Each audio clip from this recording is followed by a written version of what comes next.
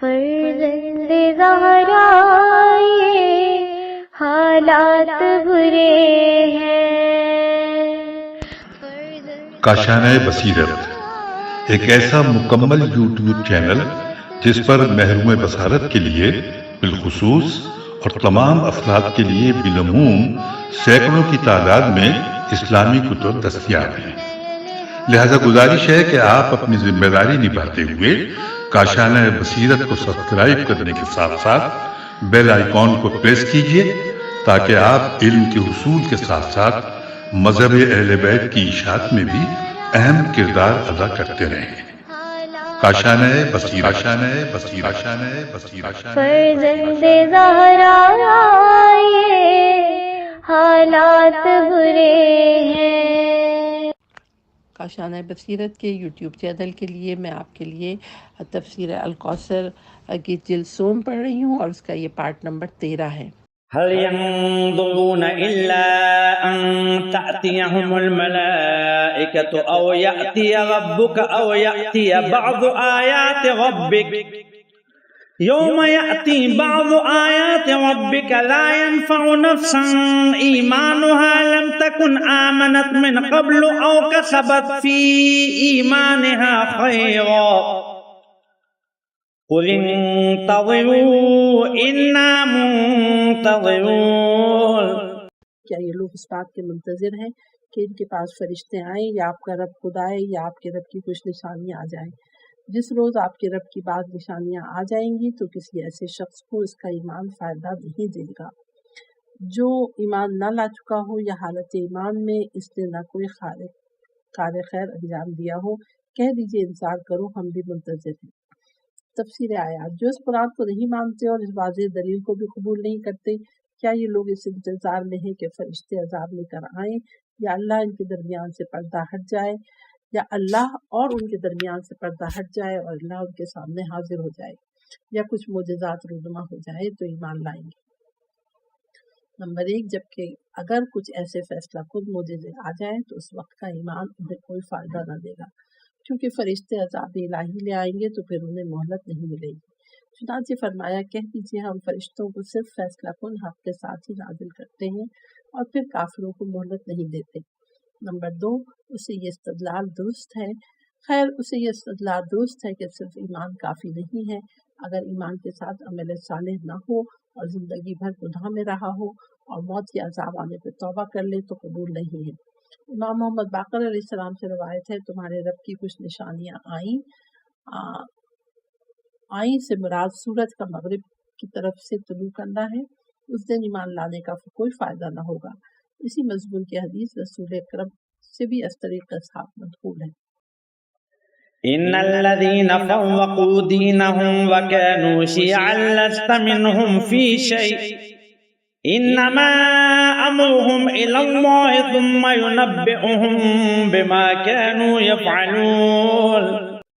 جنہوں نے اپنے دین کو تفرقے میں ڈالا اور گروہوں میں بٹ گئے، بے شک ان سے کوئی تعلق نہیں ہے، ان کا معاملہ یقیناً اللہ کے حوالے ہے، پھر وہ انہیں بتائے گا جو کچھ وہ کرتے رہے ہیں۔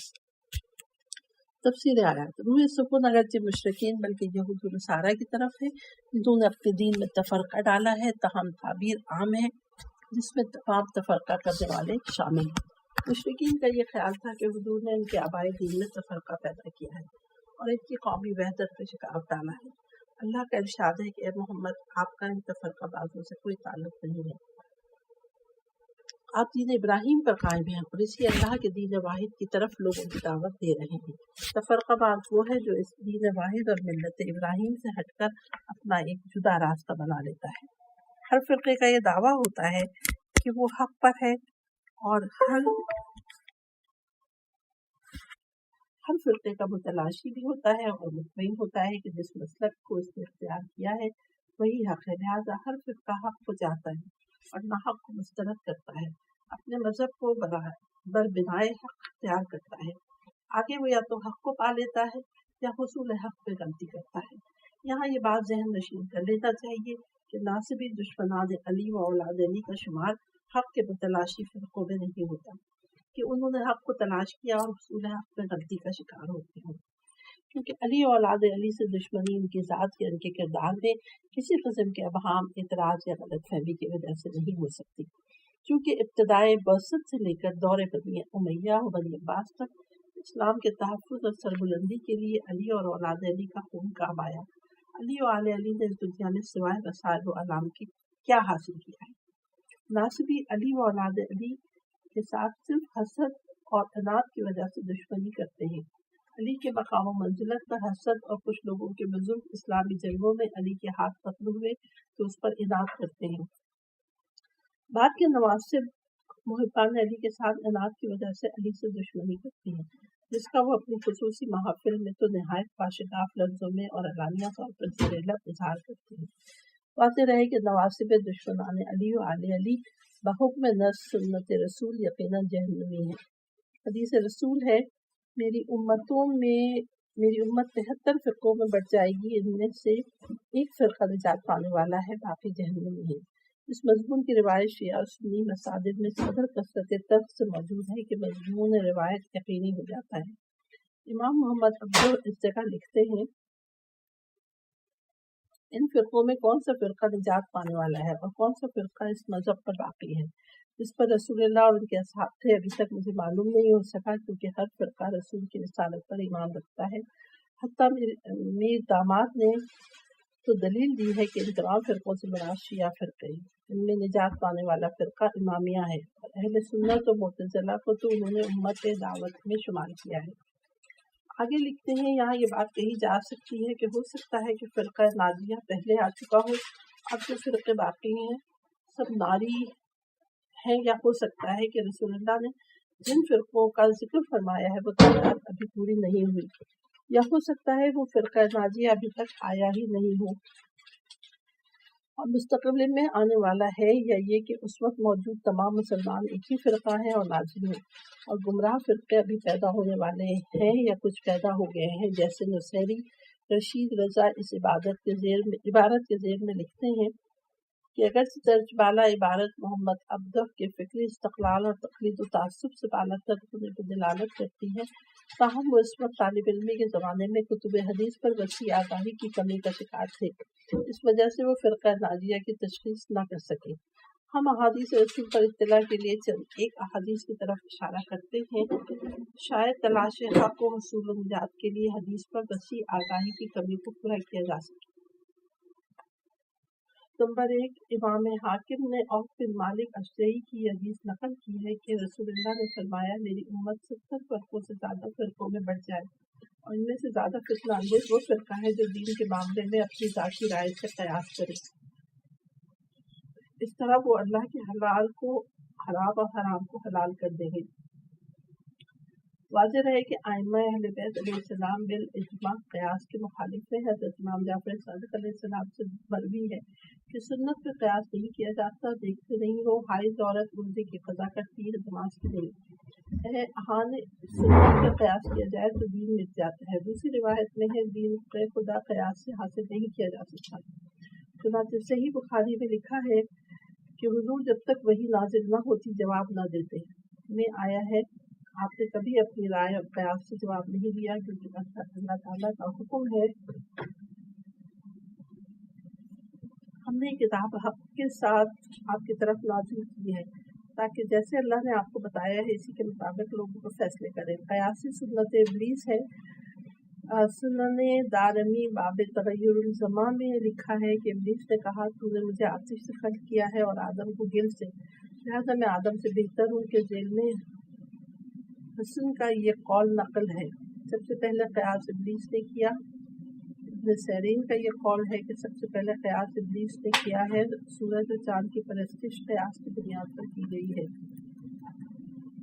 لوگوں اللہ کی رائے صائب ہوتی ہے، چونکہ اللہ تعالیٰ ان کو بتا دیا کرتا تھا، لیکن ہماری رائے صرف گمان اور تکلف ہوگی۔ تفسیر مظہری میں اس آیت کے ذیل میں ان کتابوں کی منقولہ احادیث پر تفسیر قابل مطالعہ ہے۔ ایک حدیث کا متن ملاحظہ فرمائے جو تفسیر مظہری میں درج ہے۔ حضرت عائشہ کی روایت ہے، رسول اللہ صلی اللہ علیہ وسلم نے فرمایا، 6 ہیں جن پر میں نے بھی لعنت کی ہے، اللہ نے بھی اور ہر مقبول الدعا نبی نے بھی۔ اللہ کی کتاب میں بیشی کرنے والا، تقدیر خداوندی کا انکار کرنے والا، زبردستی لوگوں پر تسلط جمانے والا، تاکہ جن کو لوگوں کو اللہ نے عزت دی ہے ان کو ذلیل کرے، اور جن کو اللہ نے عزت دی ہے ان کو معزز بنا دے۔ اللہ کی حرام کردہ چیزوں کو حلال کرنے والا، میری عزت کے ساتھ اس عمل کو حلال سمجھنے والا، جس کو اللہ نے حرام کر دیا ہے اس کو میرے طریقے پہ چھوڑنے والا۔ پھر ان 6 گروہوں میں سے اللہ کی کتاب میں بیشی کرنے والے کو لیتے ہیں، وہی روایتی بہتان ترازی شروع کر دیتے ہیں کہ شیعہ کتاب خدا میں بیشی کے قائل ہیں۔ باقی گروہوں میں سے کسی گروہ پر تبصرہ نہیں کرتے، نہ زبردستی تسلط جمانے والوں پر، نہ اللہ کی طرف سے عزت ملنے والوں کو ذلیل کرنے والوں پر، نہ اللہ کی حرام کردہ چیزوں کو حلال کرنے والوں پر، نہ اطرت رسول پر ظلم و ستم کرنے والوں پر کوئی تبصرہ ہے، جبکہ ان پر واہیات پر مبنی نہیں بلکہ طویل اور مستند تبصرے ہو سکتے ہیں۔ رہا شیعوں کا قرآن کے بارے میں موقف، اس پر ہم نے مقدمے میں مفصل بحث کی ہے۔ تحریف قرآن کے بارے میں روایت شیعہ اور غیر شیعہ دونوں کی کتابوں میں کثرت سے موجود ہے، مگر شیعہ ان روایات کو قبول نہیں کرتے، یا تو توجیہ کرتے ہیں کہ تحریف سے مراد تحریف معنوی دیتے ہیں۔ اگر قابل توجیہ نہیں ہے تو روایات کو مخالف قرآن قرار دے کر رد کرتے ہیں۔ غیر شیعہ ان روایات کو رد نہیں قبول کرتے ہیں اور قبول کرنے کے بعد توجیہ کرتے ہیں۔ مثلاً کہتے ہیں نسخ تلاوت کی وجہ سے یہ آیت قرآن میں نہیں ہے۔ ان دونوں موافقوں کے درمیان نمایاں فرق ہے۔ شیعہ موقف کے مطابق ان روایات میں کوئی عبارت قرآن کا حصہ ثابت نہیں ہوتی، جبکہ غیر شیعہ کے موقف کے مطابق ان روایات میں موجود عبارات قرآن کا حصہ ثابت ہو جاتی ہیں۔ اس کے بعد نسخ تلاوت کے ذریعے انہیں قرآن سے منفی کرنے کی کوشش کرتے ہیں۔ اگر نسخ تلاوت ثابت ہو تو فیہا، ورنہ یہ عبارات قرآن کا حصہ رہتی ہیں۔ ہم نے مقدمے میں ثابت کیا ہے کہ نسخ تلاوت ثابت نہیں ہے۔ اس کے بعد تفسیر مظہری میں ان روایات کا بھی ذکر کرتے ہیں۔ رسول اللہ نے فرمایا میری امت کے کچھ لوگ ہیں جن کو رافضی کہا جائے گا، وہ اسلام کو چھوڑ دیں گے، جبکہ اس قسم کی واہیات کو علماء نے پہلے سے مسترد کر دیا ہے۔ چنانچہ علامہ شہاب الدین خفاجی اپنی کتاب نصیب الریاض شرح الشفا قاضی ریاض میں لکھتے ہیں کہ بہقی نے کئی طرح سے روایت کی ہے، مگر یہ سب ضعیف ہیں۔ علامہ ابن جوزی نے اپنی کتاب العلل المتناہیہ فی الاحادیث الگواہیہ میں اس حدیث کو مختلف الفاظ و طرز کے ساتھ نقل کرنے کے بعد اس کو شدید جرح کیا اور ناقابل اعتبار قرار دیا ہے۔ روافض رافضی رسول اللہ صلی اللہ علیہ وسلم کے بعد کی اصطلاح ہے۔ اصل رسول میں اس قسم کی اصطلاح کا ذکر کہیں کسی جگہ نہیں ملتا ہے، جس طرح قیاس کرنے والوں کا ذکر ملتا ہے۔ چنانچہ قیاس پر عمل نہ کرنا فقہ جعفری کے شعار میں ہے۔ نمبر 1 کتاب المحروحین میں ابن حبان نے اور خطیب بغدادی نے اپنی تاریخ میں یوسف بن اسباط سے نقل کیا ہے کہ امام ابو حنیفہ فرماتے تھے رسول خدا میرے زمانے میں ہوتے اور میں ان کے زمانے میں ہوتا تو رسول اللہ میرے بیشتر اقوال کو اخذ فرماتے۔ بعض کتابوں میں اس قول کے ساتھ یہ جملہ بھی ہے کہ کیا دین اچھی رائے کے علاوہ کچھ ہے؟ ممکن ہے امام ابو حنیفہ کا خیال حضرت امام جعفر صادق کے 200 سالہ شاگردی سے پہلے کا ہو، اگرچہ وہ رسول کو نہیں پا سکے، فرزند رسول کو تو پا لیا اور کہہ دیا اگر 2 سالہ شاگردی نہ ہوتی تو نعمان ہلاک ہو چکا ہوتا۔ نمبر 2 سنت رسول متواترہ سے معلوم ہوتا ہے کہ امت ضلالت و گمراہی سے دوچار ہوگی، اس کے لیے خود اسی روایت میں حل بھی پیش کیا گیا ہے۔ چند ایک مثالیں پیش کرنے پر اکتفا کرتے ہیں۔ میں تمہارے درمیان 2 گراں قدر چیزیں چھوڑا جا رہا ہوں، اللہ کی کتاب اور میری اطاعت اہل بیت۔ جب تک تم ان دونوں سے متمسک رہو گے میرے بعد ہرگز گمراہ نہ ہوگے۔ اس حدیث کو 34 اصحاب رسول نے روایت کیا ہے، جس کی تفصیل سورہ نساء 59 میں گزر چکی ہے۔ اس حدیث متواتر سے ثابت اور قطعی ہے کہ قرآن و اطاعت سے تمسک کرنے والا فرقہ ناجی ہے۔ یہ دوسری بات ہے کہ ہر فرقہ دعویٰ کرے کہ قرآن و اطاعت سے تمسک کرنے والا فرقہ ہم ہیں۔ میرے اہل بیت کی مثال کشتی نوح کی سی ہے، جو اس پر سوار ہوا اس کو نجات مل گئی، جو اس سے پیچھے رہ گیا وہ غرق ہو گئی۔ اس حدیث کو حضرت علی علیہ السلام، ابو ذر، ابو سعید خدری، ابن عباس اور انس بن مالک نے روایت کیا ہے۔ بعض روایت میں آیا ہے کہ اہل بیت کی مثال بنی اسرائیل میں باب حطہ کی سی ہے۔ ہم نے یہاں مشہور احادیث کا ایک نمونہ پیش کیا ہے کہ اگر کوئی ان تمام احادیث کو جمع کر لے کہ جن میں اہل بیت اطہار علیہ السلام کی پیروی کو ہی ذریعہ نجات قرار دیا ہے تو یہ ایک ضخیم کتاب بن جائے گی۔ اور حدیث کا متواتر معنی متواتر بھی ثابت ہو جائے گا۔ من جاء بالحسنة فله عشر أمثالها ومن جاء بالسيئة فلا يجزى إلا مثلها وهم لا يظلمون۔ جو اللہ کے پاس ایک نیکی لا کے آئے گا اسے 10 گنا اجر ملے گا، اور جو برائی لے کر آئے گا اسے صرف اس برائی جتنا بدلہ ملے گا اور ان پہ ظلم نہیں ہوگا۔ تفسیر آیات۔ یہ خدائے رحمان الرحیم کی طرف سے اپنے بندوں کے لیے ایک نوید ہے، ایک عظیم احسان ہے جس نے رحمت کو اپنی ذات پر لازم قرار دیا ہے۔ تمہارے رب نے رحمت کو اپنے اوپر لازم قرار دیا ہے، وہ ایک نیکی کا کم سے کم 10 گنا اجر دے گا، اور گناہ کی صورت میں صرف ایک بدلہ دیا جائے گا۔ ایک نیکی کو 10 نیکیوں کے برابر دینے سے مراد کم ترین درجے کی بات ہے کہ ایک نیکی کا اجر 10 گنا سے کم نہ ہوگا۔ زیادہ اجر کی حد بندی نہیں کی گئی ہے۔ مثلا راہ خدا میں خرچ کرنے کے بارے میں نیکی کے بارے میں فرمایا، جو لوگ اپنا مال راہ خدا میں خرچ کرتے ہیں ان کے مال کی مثال اس دانے کی سی ہے جس کی 7 بالیاں اگائیں، جن میں سے ہر ایک بالی کے اندر 100 دانے ہوں، اور اللہ جس کے عمل کو چاہتا ہے دگنا کر دیتا ہے۔ اللہ بڑا خوشائش والا ہے۔ نمبر 2، اس آیت میں ایک دانہ جو راہ خدا میں خرچ ہوتا ہے 700 دانوں کے برابر، اور اسے دگنا کرنے سے ایک نیکی 1400 کے برابر بتائی گئی ہے۔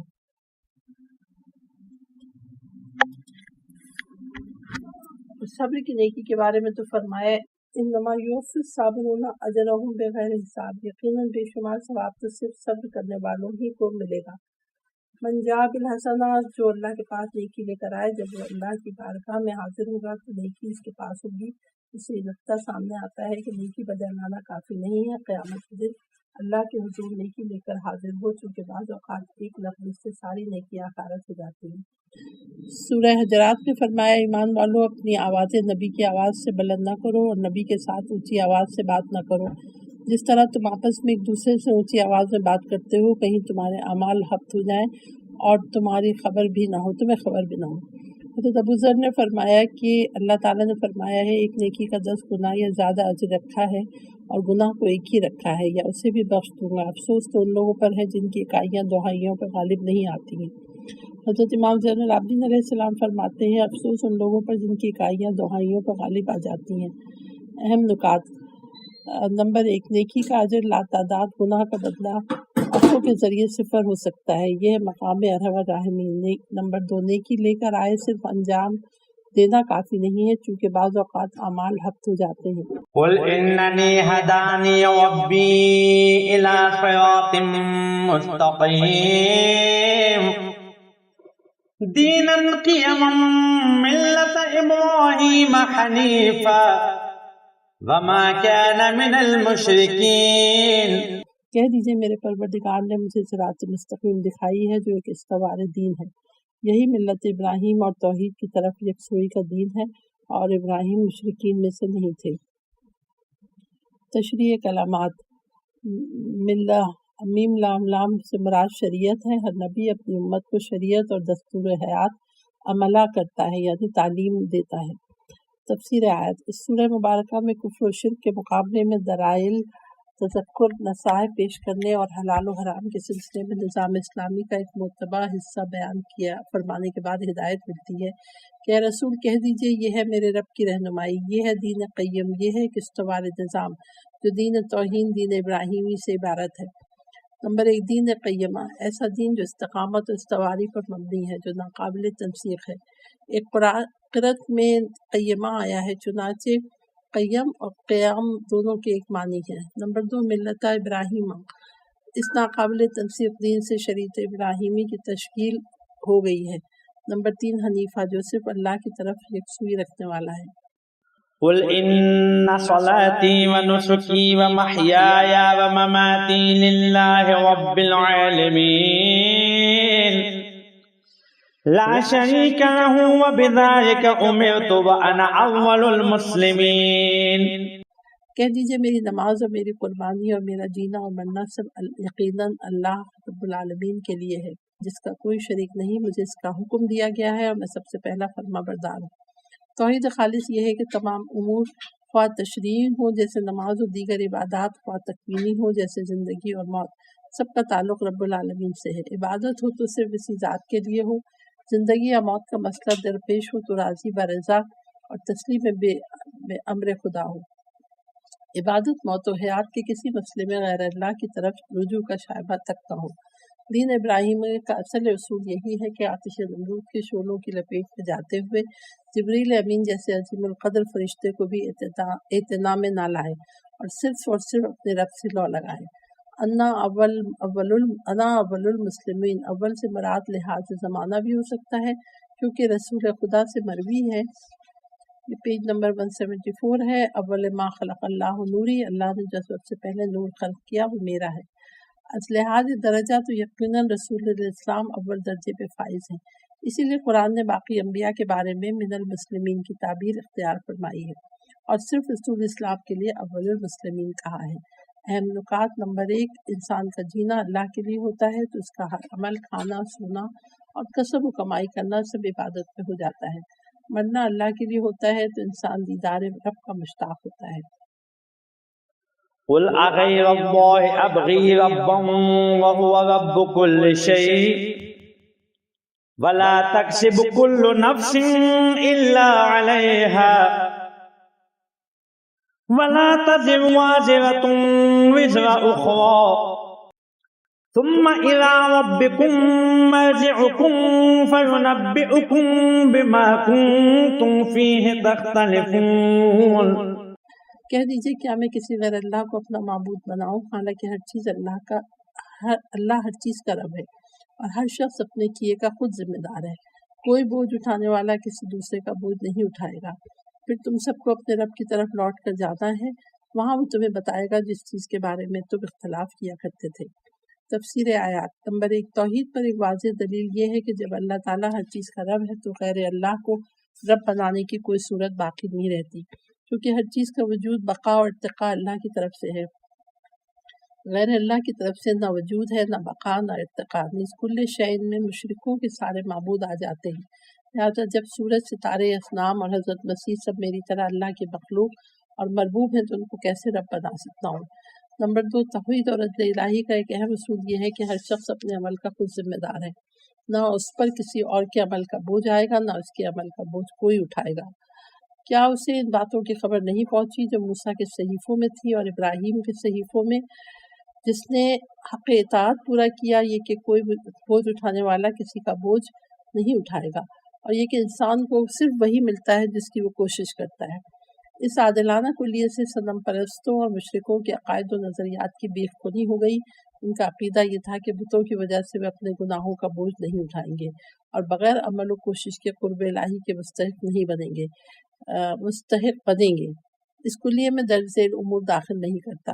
نمبر 1، جو شخص ایک اچھی سنت رائج کرتا ہے اس کو اس کا ثواب اور اس پر عمل کرنے والوں کا بھی ثواب ملے گا، اور جو شخص ایک بری سنت رائج کرتا ہے تو اسے اس کا گناہ، اس پر عمل کرنے والوں کا بھی گناہ اٹھانا ہوگا۔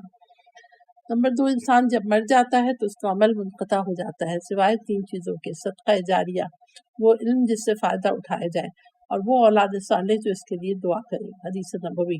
نمبر 3، مرنے والے کی نماز و روزوں کی قضا بیٹے کی طرف بجا لائی جائے۔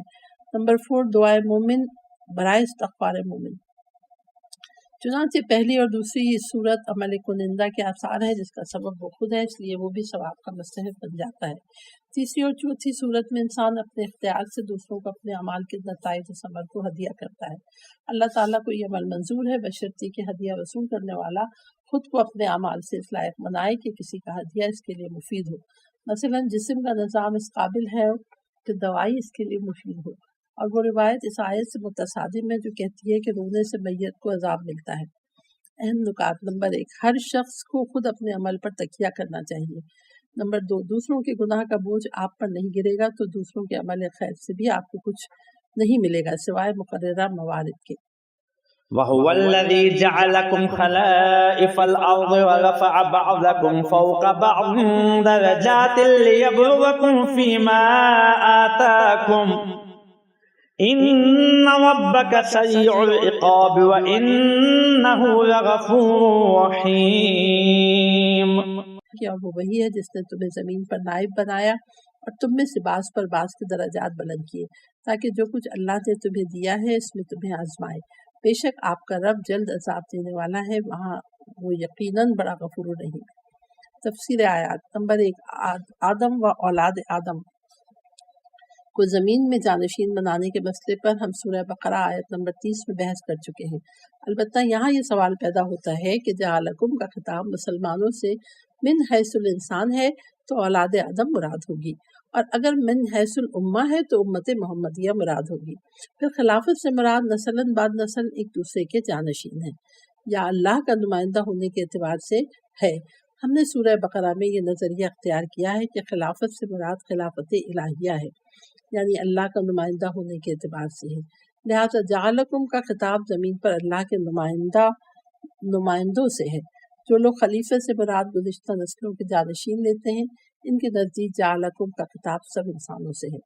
نمبر 2، انسانوں کی درجے بندیاں کی گئی ہیں۔ کچھ کو دوسروں سے طاقت، علم، دولت، فکر و عمل کے اعتبار سے زیادہ مقام حاصل ہوتا ہے۔ یہ انسان کے خود مختار ہونے اور تکوینی امور کی ثانوی حیثیت کے تقاضوں کی وجہ سے ہے۔ اس درجے بندی کا ذمہ دار بھی خود انسان کا عمل ہے۔ اللہ تعالیٰ اس کے ذریعے انسانوں کا امتحان لیتا ہے۔ اور ہم نے تمہیں ایک دوسرے کے لیے آزمائش بنا دیا، کیا تم صبر کرتے ہو؟ چنانچہ بعض اقوام کو دوسری قوموں پر مسلط کیا جاتا ہے، بعض کو دوسرے گروہ پہ مسلط کیا جاتا ہے۔ چنانچہ مسلم اقوام آج کل غیر مسلم طاقتوں کے زیر تسلط ہیں اور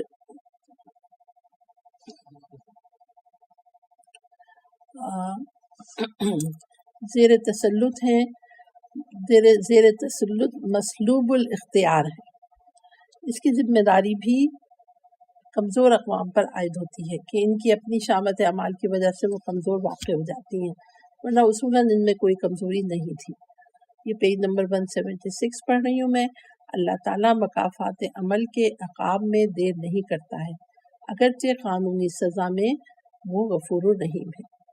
اس کے اہم نکات کے زمرے میں لکھا ہے، نمبر 1، قوموں کے عروج و زوال کے ذریعے قوموں کی آزمائش ہوتی ہے۔ نمبر 2، مکافات عمل اور طبعی عقاب فوری ہوتا ہے۔